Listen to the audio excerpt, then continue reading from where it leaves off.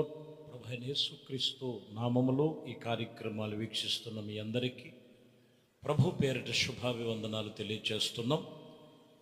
జకరియా గ్రంథములో 2వ అధ్యాయము 6వ వచనాన్ని ఈ పూట వాక్యాన్ని ధ్యానిద్దాం. ఉత్తర దేశములో ఉన్నవారులారా తప్పించుకొని రండి, ఆకాశం యొక్క 4 వైపులు విశాలముగా నేను మిమ్మలను వ్యాపింప చేసేదను. ఇదే యెహోవా వాక్కు. ఈ వాక్యములో మిమ్మలను వ్యాపింప చేసేదను, నలుదిశలా వ్యాపింప చేసేదను. అయితే ఇక్కడ ఉత్తర దేశములో ఉన్నవారులారా తప్పించుకొని రండి. లోకములో అడ్డుగిచ్చేవి వ్యాప్తి చెందటానికి, వ్యాపించబడటానికి కొన్ని అడ్డుగా ఉంటాయి. ఈ అడ్డుగా ఉండేవి ఏవో నువ్వు గమనించినట్లయితే వాటి నుంచి నువ్వు తప్పించుకోగలిగితే నిన్ను నలుదిశల వ్యాపింప చేయగలిగిన దేవుడు, ఆయన పేరు నజరేయుడైన యేసు. నిన్ను వ్యాపింప చేస్తాను, మిమ్మలను వ్యాపింప చేస్తానని ఈరోజు మూలవాక్యము చెబుతున్న మాట. కీర్తనకారుడు రాసిన కీర్తనలో 80వ అధ్యాయం 8వ వచనం చదువుతున్నాం. నీవు ఐగుప్తిలో నుండి ఒక ద్రాక్షావల్లిని తెచ్చితివి, అన్యజనులలో వెళ్ళగొట్టి దానిని నాటితివి, దానికి తగిన స్థలమును స్థిరపరిచితిని, దాని వేరు లోతుగా పారి అది దేశమంతా కూడా వ్యాపించను. ఇక్కడ గమనించినట్లయితే ద్రాక్షావళి ఐగుప్తిలో నుంచి తీసుకొని వచ్చి దానికి తగినైన స్థలము స్థిరపరిచి లోతుగా వాటిని వేసినప్పుడు అది వేరు పారి దేశమంతా వ్యాపించినట్లుగా రాయబడింది.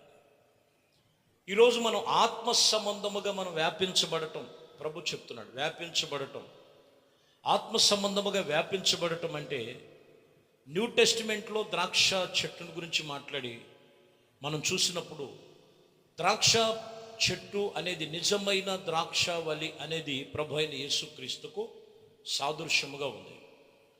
యేసుక్రీస్తు, మన ప్రభు అయిన యేసుక్రీస్తు నిజమైన ద్రాక్షావళి. సరైన చోటు, లోతైన చోటు, వేరుపారే చోటు దేవునితో మనం ఉండాలి. దేవునితో నిలిచినప్పుడే వాక్యం చెప్తున్నమాట దేశమంతా వ్యాపించబడినట్లుగా వారు ఆశీర్వాదముగా ఉంటారని రాయబడి ఉంది. అంతేకాని నాకు వేరుగా ఉండి మీరు ఏమీ చేయలేరు. అంతేకాదు, తీగ ద్రాక్షావల్లిలో ఉంటేనే కానీ ఫలిస్తుంది. నాకు వేరుగా ఉండి తానంతట తాను ఫలించదు. ఈరోజు ఫలభరితమైనటువంటి జీవితము ప్రభువులో ఉన్నది. నువ్వు దేవుని సన్నిధిలో ఆ ద్రాక్షావళి ఎవరంటే ప్రభు అయిన యేసుక్రీస్తు. ఆదికాండములో యేసేవుని గురించి మనం చూస్తాం. 49వ అధ్యాయములో 22వ వచనములో యేసేవు ఫలించుడు కొమ్మ, ఓట యందు ఫలించుడు యొక్క కొమ్మ, దాని రెమ్మలు గోడ మీదికి ఎక్కి వ్యాపించెను. అంతగా వ్యాపించడానికి గల కారణం ఏంటంటే కానానులో తండ్రి దగ్గర ఉన్నప్పుడు భయభక్తులు కలిగి ఉన్నాడు. మనం చూసినప్పుడు యేసేవు అన్నలు చేస్తున్న తప్పిదములు చూసి తన తండ్రి దగ్గరికి తీసుకెళ్ళి వాళ్ళ దగ్గర జరిగే తప్పిదములన్నీ కూడా తండ్రికి చెప్పి అక్కడ భయభక్తులతో ఉన్నాడు.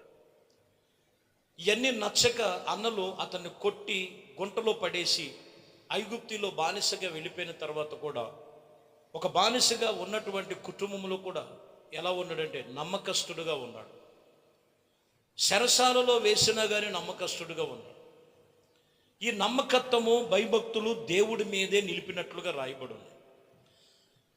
యేసేవు ఫలించుడు కొమ్మగా వ్యాపించడానికి గల కారణం ఏంటంటే ఎక్కడ ఉన్న దేవుని భయభక్తులతో, దేవుడిలో అంటుకట్టబడిన జీవితం ఏంటంటే దేవుని యందు భయభక్తులతో యేసేవు ఉన్నాడు. కాబట్టి ఇదిగో ఆ యొక్క కొమ్మ వ్యాపించి దేశమంతా వ్యాపించినట్లుగా యేసేవుని ఫలించు కొమ్మగా మరి రాయబడినట్లుగా ఉన్నది ఇక్కడ. కాబట్టి ప్రియమైన దేవుని బిడ్డలారా, ఈరోజు దేవుని సన్నిధిలో, దేవుని సన్నిధానములో ఇదిగో నీవు వ్యాపించబడాలంటే ఎక్కడ నీవున్నా, ఏ స్థితిలో ఉన్నా, లేమిలో ఉన్నా, కలిమిలో ఉన్నా, కొంచెముగా ఉన్నా, విస్తారముగా ఉన్నా, బలహీనంగా ఉన్నా, బలముగా ఉన్నా, లోకములో అనేకమైనటువంటి పరిస్థితుల మధ్యలో ఒకవేళ నీకు అనుకూలముగా ఉన్నా, అనుకూలంగా లేకపోయినా, దేవుని యందు భయభక్తులు కలిగి యేసుక్రీస్తులో నాటబడినట్లుగా ఆత్మీయతలను చక్కగా జాగ్రత్తగా అనుసరించి నడుచుకోగలిగితే నీవు ఇప్పటి వరకు కొంచెముగా ఉండొచ్చు. ప్రభు అంటున్నాడు, నిన్ను నలు దిశలా వ్యాపింప చేస్తానంటాడు. నలు దిశలో వ్యాపింప చేయగలిగిన దేవుడు, ఆయన పేరు నజరేయుడైన యేసు. ఇక్కడ మీరు గమనిస్తే నోవాకు సమయంలో, నోవాకు మరి మనం చూసినప్పుడు ఆదికాండం 8వ అధ్యాయం 1వ వచనంలో చూస్తే, దేవుడు నోవాకును అతనితో కూడా వాడలోనున్న సమస్త జంతువులను, సమస్త పశువులను ఇదిగో జ్ఞాపకము చేసుకొని దేవుడు భూమి మీద వ్యాపింప చేసి విస్తారమగునట్లు చేయటం వలన, ఇదిగో అక్కడ చెబుతున్న మాట, వ్యాపించటానికి గల కారణం ఏంటంటే మీరు గమనించాలి. అంతకుముందు దేవుడు మాటగా నోవాకు ఎంతో మందిని హెచ్చరిక చేశాడు. ఎవ్వరు దేవుడు మాట పట్టించుకోవాలి, నోవాకు మాట పట్టించుకోవాలి. ఈయనకి నిజంగా పిచ్చెక్కింది అనుకున్నారు. దేవుడు మాట వినిపించలేదు, వినిపించుకోలే. 120 సంవత్సరాలు ప్రకటన చేశాడు. వాడను కట్టుకుంటూ, అయ్యా లాస్ట్ టైంలో కూడా ఒక 7 రోజుల ముందుగానే వాడలోనికి రండి, వాడలోనికి రండి, దేశం అంతటా కూడా ఇదిగో ప్రచండమైనటువంటి ఇదిగో వర్షము కురవబోతుంది, 40 రాత్రి మగళ్ళు భయంకరమైనటువంటి వర్షము కురవబోతుంది. కాబట్టి భూమి మీద నుంచి ఇదిగో భయంకరమైనటువంటి పెను ప్రమాదాలు ఉన్నాయి, వాడలోనికి రండి అంటే ఎవ్వరు వినలేదండి. కానీ జంతువులు మాత్రం జతల జతలుగా ఇదిగో దేవుడు మాటగా నోవాకు ప్రకటన చేసినప్పుడు వాక్యం చెప్తున్న మాటలో ఇదిగో వాడలో ఉన్నాయి. ఎవరైతే ఆయనతో ఉన్నారో, ఆయన చెప్పిన మాట ఉన్నారో, వాక్యం చెప్తున్న మాట, వారిని వ్యాపింప చేశాడు. అక్కడ వ్యాపింప చేసినట్లుగా రాయబడు. ఈరోజు నీ జీవితంలో నీకు కలిగిన సమస్తమును కూడా వ్యాపింప చేసేటువంటి ప్రసిద్ధి నొందేవారుగా ఉండాలంటే దేవుడు మాట విను, దేవునికి లోబడి ఉండు. దేవుడు వాక్యం చెప్తున్న మాట, ఇదిగో వారు నలుదిశలా వ్యాపిస్తారు. ప్రకటన గ్రంథంలో 7వ అధ్యాయం 1వ వచనం, అట్టి తర్వాత భూమి యొక్క 4 దిక్కుల 4 దేవదూతలు నిలిచి ఉండి భూమి మీదనున్న, సముద్రం మీద ఉన్న, చెట్ల మీద ఉన్న గాలిని వీసకుండా ఇదిగో మీ యొక్క 4 దిశలను కూడా ఆపినట్లుగా రాయబడుతున్నటువంటి మాట. గాలిని వేసుకోకుండా ఆపేటువంటి పరిస్థితి. ఇక్కడ మీరు గమనించాలి. శ్రమల కాలముల గురించి మాట్లాడుతున్నారు. ఒక్క 5 నిమిషాలు మొత్తం భూమి అంతా కూడా నీళ్లు, కాబట్టి గాలి లేకోకుండా ఉంటే ఆకులు రాలిపోయినట్టు రాలిపోతాయి. దేవుడు ప్రకృతికి ఆజ్ఞాపించాడు. మంచి వాతావరణం, కాలములు, గడియలు, మరి మీరు గమనించినట్లయితే దినములు, ప్రతి ఒక్కటి కూడా ప్రభు చేసి ఉన్నారు. ఈరోజు దేవుణ్ణి బట్టి మనం గమనించాలి, ఆయనలో మనం వ్యాపించాలి. పంచివేంద్రములు, ఇదిగో దేవుడు మనకు అప్పగించినటువంటి ప్రతి విషయములో అవి వాటి పనులు వాళ్ళు చేస్తూ దేవుడు ఆజ్ఞ ప్రకారంగా ఈరోజు మనుషుడు లోబడలేకపోతున్నాడు, మనుషుడు వ్యాపించలేకపోతున్నాడు. కారణం ఏంటంటే బలహీనతలు లోపముగా ఉన్నాయి. ఉగ్రత దినం అనేది ఒకటి ఉంది. ఆ ఉగ్రత దినము రాకమునిపే ప్రభునందు మనము దేవుణ్ణి తెలుసుకొని నీవు నీ కుటుంబము వ్యాపించబడాలి, ఆశీర్వాద ఫలముల చేత నింపబడాల్సిన వారమై ఉన్నాము.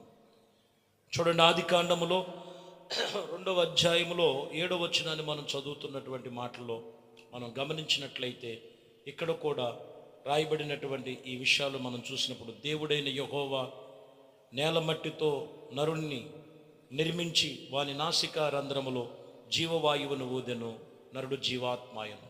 చూసారండి, జీవము కలిగిన దేవుడు నరుని సృష్టించినప్పుడు నేలమట్టిలో నుంచి తీయబడి అతని రూపమును చేసి వాక్యం చెప్తున్నమాట, జీవాయువును ఓదగా జీవాత్మాయును రాయబడింది. ఎందుకో తెలుసా? నీవు వ్యాపించబడాలంటే నీ ఊపిరి ఎవరిది? దేవుడిచ్చినది. యేసు ప్రభు వారు కూడా చాలా జాగ్రత్తగా యోహాను సువార్తలో 14వ అధ్యాయం 6వ వచనంలో అంటారు, నేనే మార్గము సత్యము జీవం. ఆ జీవాత్మే, జీవము యేసుక్రీస్తే, జీవము యేసుక్రీస్తే.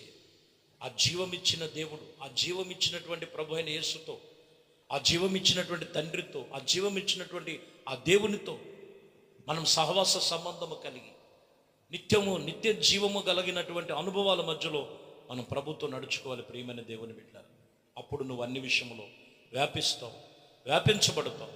దేవుడు ఈరోజు చెబుతున్న మాట, నువ్వు నలుదిశలు వ్యాపించాలి. లోకములో ఉన్న వాటిని కాదు. దేవుడు నీకు ఆరోగ్యం ఇచ్చాడు, సమయం ఇచ్చాడు, ప్రకృతినిచ్చాడు, సమస్తము కలిగినటువంటి ప్రతి ఒక్కటి కూడా నీకు సమకూర్చి పెట్టాడు. దేవునికి లోబడు, దేవుడు చెప్పినట్లుగా నడుచుకో. నిన్ను నలుదిశలా ఆయన వ్యాపించి ఆయన కృపలో నేను స్థిరపరిచి నడిపించునుగాక. ప్రార్థన. మహాపరిశుద్ధుడా, ప్రేమ కలిగిన తండ్రి, దయగలిగిన మా ప్రభువా, మీ శ్రేష్టమైన పరిశుద్ధ నామమును బట్టి మీకు వందనాలు. ఇదిగో నైనా నలుదిశలు వ్యాపింప చేసే దేవుడు, విస్తరింప చేసే దేవుడు. ఎక్కడ లోకమనే బలహీనతలు పడకుండా, లోకమనే శాపములు పడకుండా ప్రతి ఒక్క ఆత్మను విడిపించి నడిపించి ఆత్మచేత నింపి పరిశుద్ధాత్మ కార్యములు మీ కృపలో జరిగించి ఒక్కొక్కరు ఈ వాక్యం విని మీ రాకడకు సిద్ధపడేవారుగా, ఇదిగో ఫలించుడు కొమ్మవలి నిజమైన ద్రాక్షవల్లిలో అంటకట్టబడిన జీవితం, ఆత్మ సంబంధముగా కట్టుకునేటువంటి జీవితాలు ప్రతి ఒక్కరికి దయచేయమని మహిమ ఘనత ప్రభావాలు మీకే పొందుకు యేసుక్రీస్తు నామములో ప్రార్థించి వేడుకొనుచున్నాము తండ్రి. ఆమేన్. ప్రభు మిమ్మల్ని దీవించి ఆశీర్వదించునుగాక. ఆమేన్.